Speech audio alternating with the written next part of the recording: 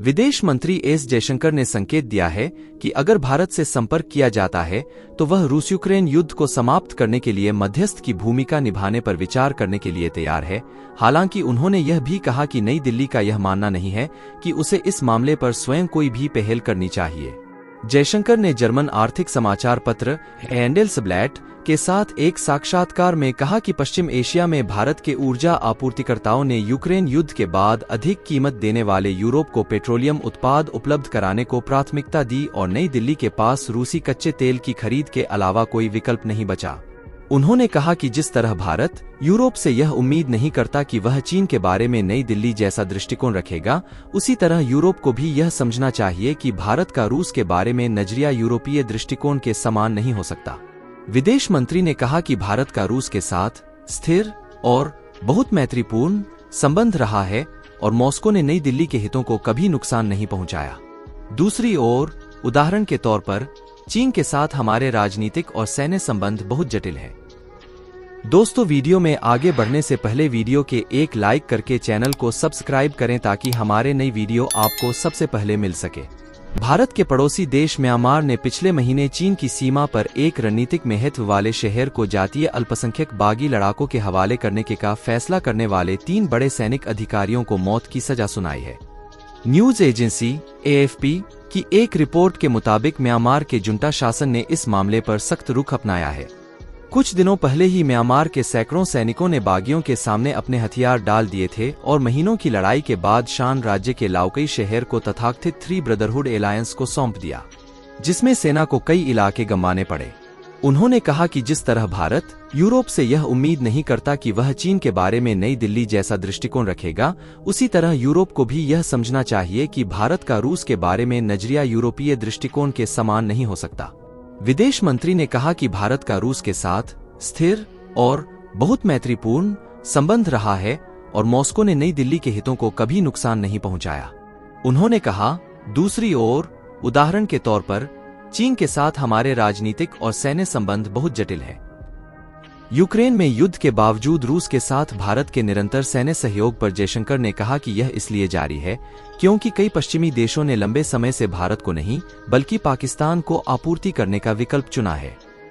जयशंकर ने रूस यूक्रेन संघर्ष पर कहा कि भारत संघर्ष को समाप्त करने के लिए सार्वजनिक रूप से प्रतिबद्ध है। यह पूछे जाने पर कि क्या यही कारण है कि भारत मध्यस्थ बन सकता है, जयशंकर ने कहा, सैद्धांतिक रूप से हाँ, हम पहले ही बहुत विशिष्ट मुद्दों पर मदद कर चुके हैं। उन्होंने कहा, हम जहां भी मदद कर सकते हैं, हमें ऐसा करने में खुशी होगी। जब भी हमसे संपर्क किया जाता है, हम खुले दिल से मदद करते हैं। हालांकि हम नहीं मानते कि हमें इस दिशा में खुद से कुछ भी शुरू करना चाहिए। घोटाले के संचालन के लिए कुख्यात हो गया, जिसमें हजारों चीनी और अन्य विदेशी नागरिक दबाव में काम कर रहे थे और इंटरनेट पर अपने हमवतन लोगों को धोखा देते थे। पड़ोसी देश पाकिस्तान में लोकतंत्र का इस वक्त मजाक बना हुआ है। सेना की ताकत के आगे सभी राजनीतिक दलों की वहां कोई औकात नहीं है। अब सेना ने लोगों से ही उनका एक बड़ा अधिकार छीन लिया है। यह पूछे जाने पर कि क्या भारत और रूस के संबंध भारत एवं यूरोप के संबंधों पर बोझ है, जयशंकर ने कहा कि हर कोई अपने पिछले अनुभवों के आधार पर संबंध स्थापित करता है। उन्होंने कहा, अगर मैं आजादी के बाद भारत के इतिहास पर नजर डालूं तो रूस ने हमारे हितों को कभी नुकसान नहीं पहुंचाया। रूस के साथ यूरोप, अमेरिका, चीन या जापान जैसी शक्तियों के संबंधों में सभी ने उतार चढ़ाव देखे हैं। उन्होंने कहा, रूस के साथ हमारा रिश्ता स्थिर और हमेशा से बहुत मित्रवत रहा है तथा रूस के साथ आज हमारा रिश्ता इसी अनुभव पर आधारित है। जयशंकर ने भारत द्वारा रूसी कच्चे तेल की खरीद को पूरी तरह उचित ठहराते हुए कहा, जब यूक्रेन में लड़ाई शुरू हुई तो यूरोप ने अपनी ऊर्जा खरीद का एक बड़ा हिस्सा पश्चिम एशिया से लेना शुरू कर दिया, जो तब तक भारत और अन्य देशों के लिए मुख्य आपूर्तिकर्ता था। हमें क्या करना चाहिए था? कई मामलों में हमारे पश्चिम एशियाई आपूर्तिकर्ताओं ने यूरोप को प्राथमिकता दी क्योंकि यूरोप ने अधिक कीमत दी थी।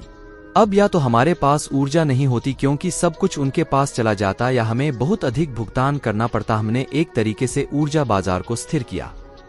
यूरोप यह कहकर भारत की आलोचना कर रहा है कि रूसी कच्चे तेल की खरीद से यूक्रेन पर आक्रमण को लेकर मॉस्को पर लगाए गए पश्चिमी प्रतिबंधों की प्रभावकारिता को नुकसान पहुंच रहा है। इस संबंध में पूछे गए सवाल के जवाब में जयशंकर ने यह टिप्पणी की। उन्होंने तर्क दिया कि यदि किसी ने रूस से कच्चा तेल नहीं खरीदा होता और सभी ने इसे दूसरे देशों से खरीदा होता तो ऊर्जा बाजार में कीमतें और भी बढ़ जाती। वैश्विक मुद्रास्फीति बहुत अधिक होती और कम आय वाले देशों में यह एक बड़ा राजनीतिक मुद्दा बन जाता। जयशंकर ने कहा, अगर यूरोप उस समय रूस को अधिकतम नुकसान पहुंचाना चाहता था तो रूस के साथ सभी आर्थिक संबंधों को पूरी तरह से बंद कर दिया जाता, लेकिन ऐसा नहीं हुआ। कि अगर यूरोप के लिए सिद्धांत इतने ही महत्वपूर्ण थे तो उसने संबंधों को नरमी से खत्म करने का विकल्प क्यों चुना? पाइपलाइन गैस कुछ देशों के लिए अपवाद क्यों थी और इसी तरह की गई अन्य बातें हैं। सरकारें यही करती हैं, वे अपने लोगों पर पड़ने वाले प्रभावों को ध्यान में रखते हुए राजनीति का प्रबंधन करती हैं।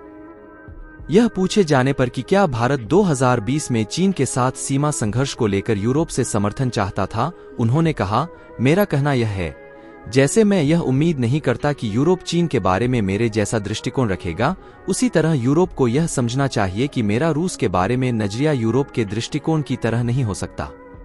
उन्होंने कहा, आइए इसे स्वीकार करते हैं कि रिश्तों में स्वाभाविक अंतर हैं। यह पूछे जाने पर कि क्या भारत और रूस के संबंध भारत एवं यूरोप के संबंधों पर बोझ है, जयशंकर ने कहा कि हर कोई अपने पिछले अनुभवों के आधार पर संबंध स्थापित करता है। अगर मैं आजादी के बाद भारत के इतिहास पर नजर डालूं तो रूस ने हमारे हितों को कभी नुकसान नहीं पहुंचाया। रूस के साथ यूरोप, अमेरिका, चीन या जापान जैसी शक्तियों के संबंधों में सभी ने उतार चढ़ाव देखे हैं। रूस के साथ हमारा रिश्ता स्थिर और हमेशा से बहुत मित्रवत रहा है तथा रूस के साथ आज हमारा रिश्ता इसी अनुभव पर आधारित है। दूसरों के लिए चीजें अलग थीं और संघर्षों ने उन संबंधों को आकार दिया होगा। यह पूछे जाने पर कि भारत हाल में हथियार के मामलों में रूस के साथ अधिक सहयोग करने पर सहमत हुआ है और क्या रूस अब भी नई दिल्ली के लिए सबसे महत्वपूर्ण हथियार आपूर्ति करता है, जयशंकर ने कहा, इन्वेंट्री भंडार के संदर्भ में हाँ, ऐसा है क्योंकि कई पश्चिमी देश लंबे समय से भारत को नहीं बल्कि पाकिस्तान को आपूर्ति करना पसंद करते हैं, लेकिन पिछले 10 या 15 वर्षों में यह बदल गया है। उदाहरण के लिए अमेरिका के साथ हमारी नई खरीदारी में विविधता आई है और अमेरिका, रूस, फ्रांस एवं इजराइल मुख्य आपूर्तिकर्ता हैं। इस बीच जयशंकर ने CII द्वारा भारत और यूरोप विकास और स्थिरता में भागीदार विषय पर आयोजित सम्मेलन में कहा कि लाल सागर में हालिया घटनाक्रम मौजूदा संपर्क सुविधा की नाजुकता को दर्शाता है और इसने अंतर्निहित लचीलेपन के साथ कई परिवहन गलियारे बनाने की आवश्यकता को प्रबल किया है।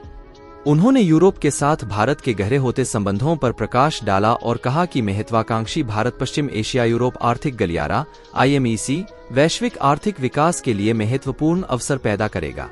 हाँ तो दोस्तों, इसके बारे में क्या कहना है हमें कमेंट बॉक्स में जरूर बताइएगा। वीडियो अगर पसंद आया तो वीडियो को अपने मित्रों तक शेयर करें ताकि उन्हें भी पता चल सके। साथ ही वीडियो के एक लाइक करके चैनल को सब्सक्राइब करें ताकि हमारे नई वीडियो आपको सबसे पहले मिल सके।